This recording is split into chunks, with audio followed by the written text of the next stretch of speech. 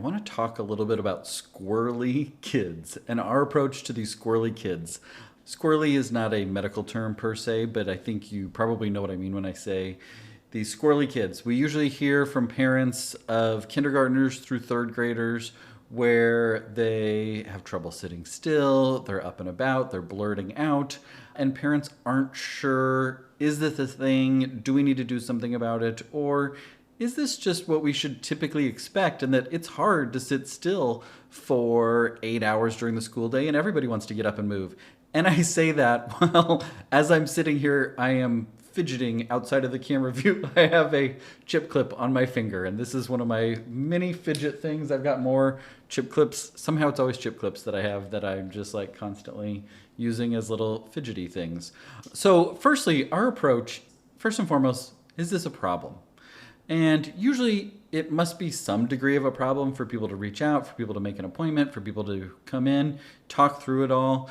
A lot of it is expectation setting. And so for us, first and foremost, we look at the child's age, we look at the month that they were born, because if they're young for their school year, like if they're a June birthday and they went to kindergarten when they were 5 and now they're 6 or 7, they're still young compared to their peers. Is this an actual problem, or do we just need to get some better expectations in place for what we can do, what we should expect for a child of their age and stage, knowing that they will continue to grow and learn more of those skills and get better at sitting still and all those sorts of things. And they might have some fidgety devices over time that help them. But first and foremost, is this a thing?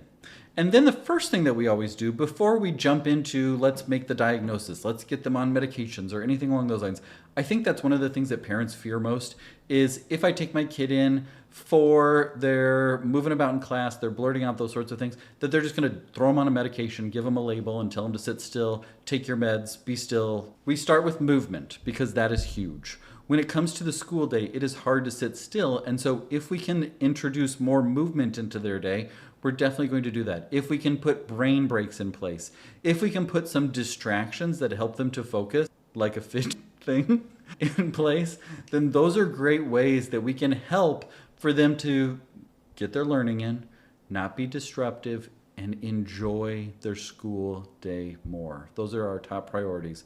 Learn, enjoy school, not disrupt others. And then secondly, we might talk about things on the home front. Are there things that we can do to boost our confidence, boost our responsibilities around the house?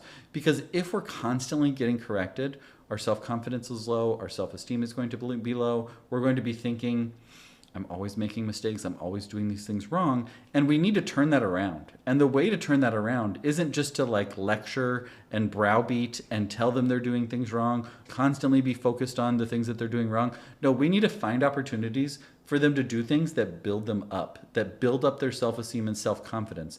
So it might be a visual list that we work through of here's what you need to do to be ready in the morning. Here's what the after-school protocol looks like. Here's what the before-bed school protocol looks like.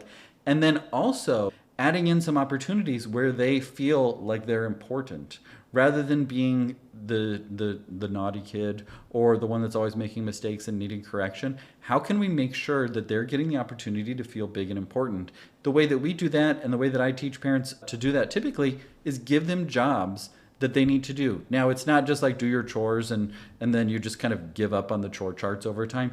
These are responsibilities that fall to a specific person for a specified period of time. You're the dishwasher, emptier. You are the one that feeds the dogs. You're the one that gets everybody's this, that, or the other thing lined up. You give them jobs that become, rather than just like this chore that you have to do and this hassle, we need your help. You're an important part of our family. We need your help to thrive, and here's what we need to do. Gradually increasing the responsibilities so that they see their place in the household and that they feel useful and important. And then the other thing on the home front that we'll often talk about is diet. How can we make sure that the food that they're eating and their nutrition is supporting their brain? So the easiest and first thing is making sure that they're getting a good breakfast and protein in the morning so that they're starting their day with a protein source, which gives them energy. It also helps to stabilize their blood sugar so it's not all over the place by 10 o'clock in the morning. And it gives them the boost that they need for the day to have that energy reserve as they're going about their day. we will oftentimes then add on extra nutrients. There's some that have been shown that have an impact from a science perspective, like from an evidence perspective, things like magnesium, making sure that their iron levels are good, adding more omega-3 fatty acids. Those are things that have been shown in large clinical studies to have an impact on attention, behavior, and focus. We don't just like go throw them on every vitamin under the sun. We want to have it be stuff that actually has science behind it and actually makes sense and has actually been shown to be helpful. Now, that is not going to completely change their life. And anybody on TikTok that tells you, I just started my kid on this vitamin and everything changed, they have an affiliate code. They want you to buy their vitamins. It will make a difference for a lot of children, but it won't just completely change everything overnight, or 2 weeks later it's not an issue. This is a 5-10% improvement, but over the course of stacking a bunch of 5 to 10% improvements on top of each other, it does make a big difference. And then avoiding things in the diet, things like ultra-processed foods, things like food dyes for some kids that are sensitive to food dyes, those things will have an impact on their behavior, their mental health, their ability to regulate themselves. And so those are things that we then talk through. Now, this is all like what we do in a typical first visit when we're trying to figure out if this is a problem. And then what we'll do is we'll get more information as we give it time. I've never said first visit, oh, you came in, your child is squirrely, here's your diagnosis, here's your medications.